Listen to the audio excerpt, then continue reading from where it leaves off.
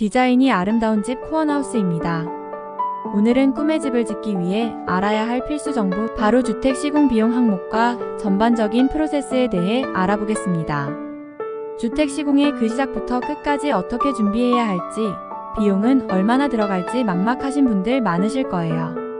그래서 오늘은 집 짓기의 어부터지까지 필요한 정보를 총정리해 드리려고 합니다. 함께 알아보시죠. 예산 설정. 주택 시공 전 고려사항. 현실적이고 달성 가능한 예산을 설정하는 것은 주택 시공 프로젝트의 성공에 매우 중요합니다.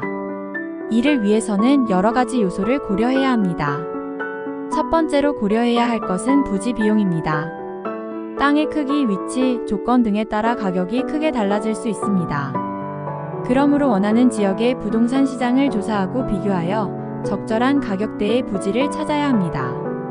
토지 대금, 중개수수료, 등록세 및 취득세, 지방교육세, 소유권 이전에 따른 법무사 수수료 등의 비용이 지출됩니다. 두 번째는 개발행위 허가, 토목 측량 관련 비용으로 농지 또는 산지 전용 비용, 각종 수수료, 개발행위, 면허세, 국민주택 채권 매도, 지역개발공채 매도 등의 수수료가 필요합니다. 건축허가 및 신고는 건축사 사무소를 통하여 진행하며 허가신고 시 건물 규모에 따라 건축사 수수료가 필요합니다. 세 번째는 건축 인테리어 가구 설계 및 감리 비용입니다. 설계와 시공을 겸하는 시공업체에서 설계하는 방법과 유명 건축사에 의뢰하여 설계를 진행하는 방법이 있습니다. 일반적으로 설계와 시공을 동시에 진행하면 업무 효율성과 비용 면에서 유리하고, 유명 건축사에 의뢰하면 비용적인 측면에서 불리하나 설계 네임밸류를 높일 수 있습니다. 이것은 건축주 선택의 문제입니다. 일반적으로 건축 설계를 먼저 진행하며 건축 설계를 바탕으로 인테리어 설계가 진행됩니다. 가구 설계는 일반적으로 인테리어 설계와 별도로 진행됩니다. 대부분 단독주택에는 맞춤식 가구가 적용되기 때문에 주방 가구, 붙박이장, 드레스룸, 각종 매입장 등의 디테일한 설계 과정을 거치며 가구 설계의 비중이 점점 커지고 있으며 이는 고급 주택 기준 요소의 하나입니다. 네 번째는 가장 큰 비중을 차지하는 건축 시공 비용입니다. 건축 시공비는 주택의 종류, 규모, 공사기간, 자재 선택, 디자인 난이도, 지역 등에 따라 결정됩니다. 주택 종류는 철근 콘크리트, 목조, 철골, 조적 등 다양한 종류가 있으며 비용 면에서는 일반적으로 철골, 철근 콘크리트, 조적 목조 순이나 인건비와 인테리어 사양, 자재의 선택을 고려할 때 절대적인 것은 아닙니다. 도급 계약은 계약금, 기성금, 잔금 지급 금액과 지급 시기를 구분하여 계약합니다. 주택 자재는 주로 외장재, 창호재, 인테리어 자재에서 등급 차이가 많이 발생합니다.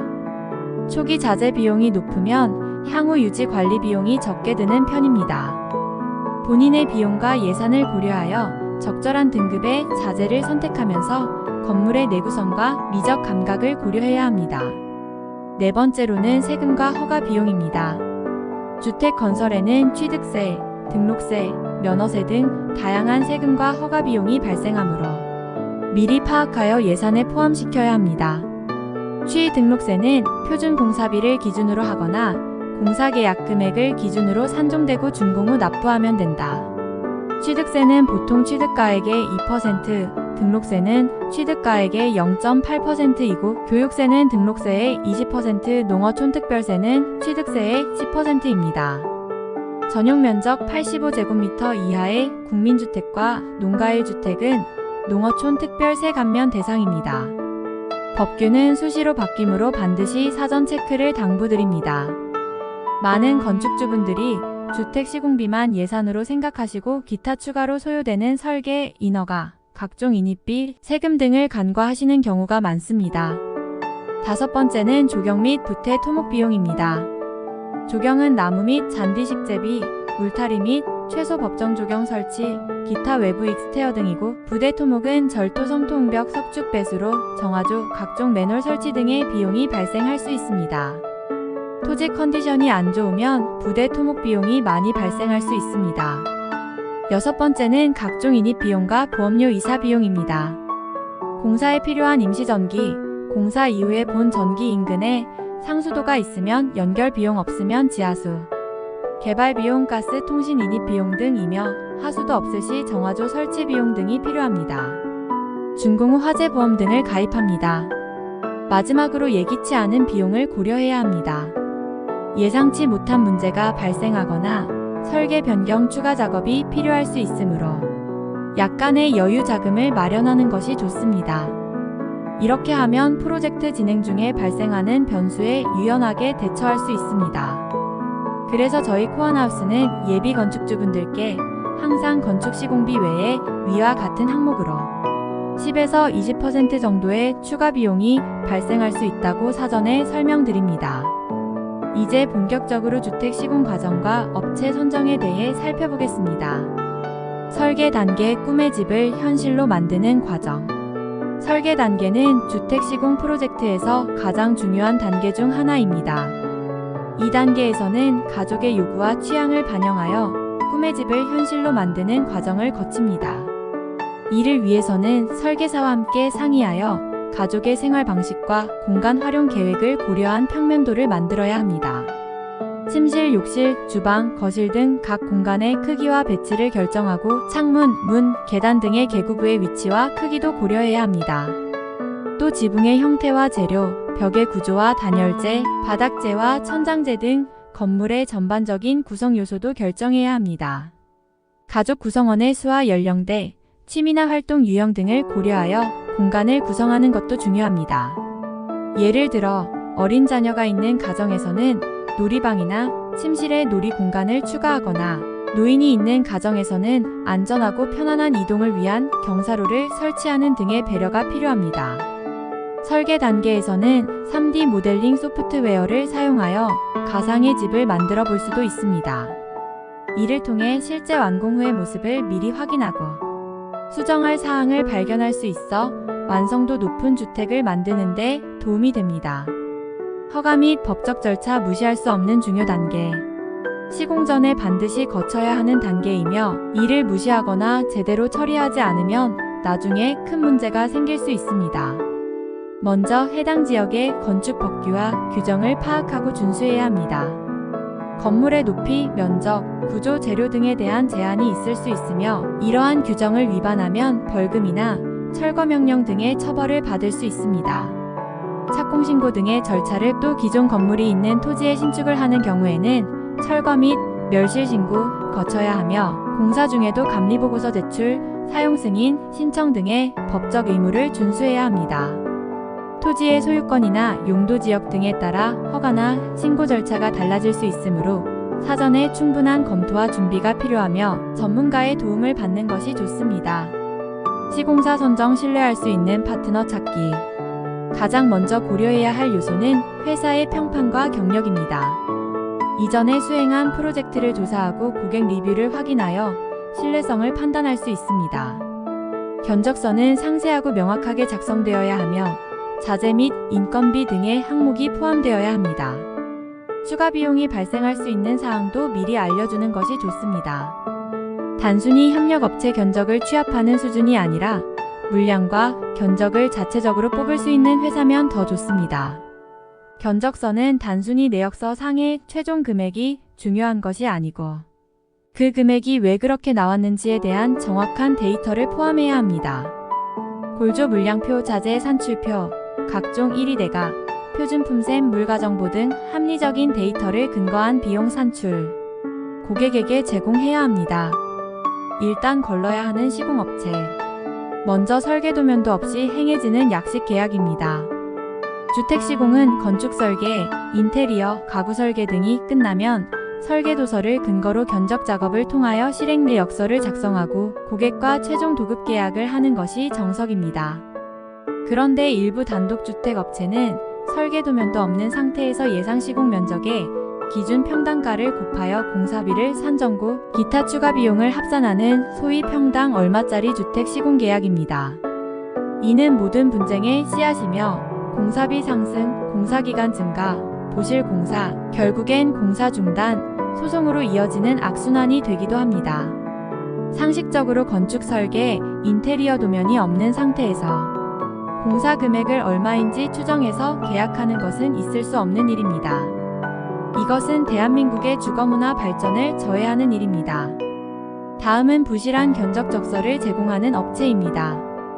전자제품 자동차를 사도 매뉴얼 및 설명서가 책 몇 권인데 하물며 주택을 짓는데 근거도 불분명한 견적서 몇 장으로 계약하는 시공사가 아직도 많습니다. 실행 내역서는 공종작업 시 얼마만큼의 자재비, 노무비, 경비가 투입되는지 정확하게 작성돼야 합니다. 자재비, 노무비, 경비는 위에 열거한 골조 물량표, 자재 산출표, 1위대가, 표준품셈, 물가정보, 협력업체 조사 단가 등 객관적인 데이터를 근거로 만들어야 하며 이를 토대로 내역서 작성하면 내역서 분량은 최소 몇십 장에서 100장 이상의 내역서가 작성됩니다. 근거도 빈약한 서너 장의 내역서를 제출하는 시공사와 정확한 근거에 의해 내역서를 제공하는 시공사 중 어디가 신뢰가 가십니까? 여러분은 어느 시공사를 선택하시겠습니까? 건설 과정 및 관리의 단계별 주요 사항 및 포인트. 시공 계약 후에는 실제 건설 과정이 시작됩니다. 각 단계마다 해야 할 일들이 있으며 이를 효과적으로 관리하는 것이 중요합니다. 먼저 계획 및 설계 단계에서는 건축가와 함께 건물의 구조, 레이아웃, 디자인 등을 결정합니다. 이 단계에서 세부 사항을 충분히 논의하고 검토하여 나중에 수정이 필요한 상황을 최소화할 수 있습니다. 다음으로 착공 단계에서는 기반 공사, 골조 공사, 배관 및 전기 설비 등이 진행됩니다. 이 과정에서는 안전과 품질에 대한 엄격한 기준을 준수해야 하며 현장에서 일어나는 일들을 꼼꼼히 모니터링해야 합니다. 건축은 물과의 싸움이고 토목은 흙과의 싸움이란 말이 있습니다. 건축물에 있어서 방수와 단열은 정말 중요한 과정 중에 하나입니다. 아무리 디자인이 좋고 미적으로 아름다워도 건물의 단열이 제대로 안 되고 물이 샌다면 그 건물은 모래 위에 성일 것입니다. 방수와 단열은 아무리 강조해도 지나치지 않습니다. 방수, 단열 시공 방법과 자재를 미리 공부해두는 것도 주택 시공 시 현명한 방법입니다. 주택 시공 방법은 코어하우스 블로그의 건축 시공 카테고리를 참조하면 좋을 것 같습니다. 이어서 마감 및 인테리어 단계에서는 외관 및 내부 마감, 가구 및 가전제품 설치 등이 이루어집니다. 이 단계에서는 완성된 모습을 상상하며 디테일에 신경 써야 합니다. 요즘 추세는 가구 디자인과 조명의 비중이 점점 높아지고 있으며 고급 주택의 기준이 됩니다. 단순히 가구 업체를 연결하는 것보다는 자체 가구 브랜드와 가구 설계와 시공의 노하우를 가지고 있으며 가구 설계를 인테리어 설계에서 분리하여 독립적 공정으로 발전시켜 고객의 요구를 반영하는 것이 중요합니다. 조명은 인테리어의 꽃이라고도 합니다. 공간 전체의 분위기를 조성하고 모든 인테리어 요소를 밝혀주기 때문입니다. 직접 조명보다는 간접 조명 선호가 뚜렷합니다. 간접 조명은 빛의 90%를 벽에 반사시켜 빛을 내는 조명입니다. 빛이 부드럽고 눈에 자극이 적다는 장점이 있으나 다소 어두울 수 있습니다. 조명도 인테리어에 포인트를 줄 수 있는 중요한 요소입니다. 마지막으로 준공 검사 및 입주 단계에서는 모든 작업이 완료되었는지 확인하고 최종 점검을 거쳐 입주 준비를 마무리합니다. 이때 하자나 결함이 발견되면 시공사에 연락하여 조치를 취해야 합니다. 인생의 질은 취미가 좌우한다. 인생의 질은 취미가 좌우한다는 말이 있습니다. 많은 건축주들이 이런 취미 생활을 나만의 공간에서 하길 원하십니다. 주택 설계에 이런 건축주 니즈를 적극 반영하고 있습니다. 예를 들어 음악이 취미인 분은 방음시설이 설치된 스튜디오나 음악방, 골프가 취미인 분은 스크린 골프시설, 운동이 취미인 분은 개인 헬스장, 사우나를 좋아하는 분은 실내 사우나, 수영을 좋아하시는 분은 실외 수영장 뿐만 아니라 실내 수영장, 스파시설까지 설계에 반영하는 추세입니다. 뿐만 아니라 생활의 편리와 노후를 대비해 엘리베이터나 에스컬레이터를 주문하시는 분들도 있습니다. 인테리어 마감의 중요성. 인테리어 디자이너와 커뮤니케이션을 통하여 벽, 천장, 바닥재 등의 소재와 색상을 선택하고 조명, 가구, 창문, 문, 각종 위생기구, 수전 등의 디자인을 결정합니다. 집안 분위기를 좌우하는 중요한 단계이므로 충분한 시간과 노력을 투자하여 원하는 결과물을 얻을 수 있도록 합니다. 자재 선택 시 샘플이나 사진 등의 자료를 보고 선택하는 것도 한 방법이나 실제 자재가 전시되고 시공된 주택 파워센터, 쇼룸 등을 운영하는 업체에서 상담하는 것도 좋은 방법입니다. 왜냐하면 자재를 샘플과 사진으로 볼 때와 실제 시공된 사례를 보는 것은 많은 차이점이 있기 때문입니다. 주택 파워센터와 쇼룸을 방문하여 적극 활용하시길 바랍니다. 최근에는 친환경 소재나 스마트 홈 기술을 활용한 인테리어도 인기를 끌고 있습니다. 이러한 요소들은 공간의 편의성과 기능성을 높여줄 뿐만 아니라 미래 지향적인 느낌을 더해줍니다. 예산을 고려하면서도 최대한의 효과를 낼 수 있는 방법을 고민해야 합니다. 불필요한 지출을 줄이고 꼭 필요한 부분에만 집중하여 투자하는 것이 좋습니다. 입주 후 관리 새 집에서의 생활 시작하기. 시공이 완료되고 이사를 마친 후에는 본격적인 새 집에서의 생활이 시작됩니다. 하지만 입주 후에도 꾸준한 관리가 필요합니다. 단독주택, 전원주택은 아파트에 거주하는 것과는 많은 면에서 다릅니다. 아파트나 공동주택은 관리비를 내면 끝이지만 단독주택, 전원주택은 다릅니다. 건물의 유지 보수를 주기적으로 실시해야 합니다. 지붕, 벽, 창문 등의 상태를 점검하고 필요한 경우 수리하거나 교체해야 합니다.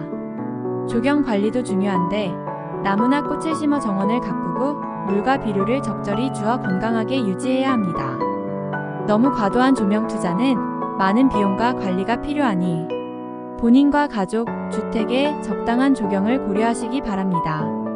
이상 주택 시공 시 필요한 비용 항목과 전반적인 주택 시공 과정에 대해서 알아보았습니다. 디자인이 아름다운 집 코어하우스입니다. 감사합니다.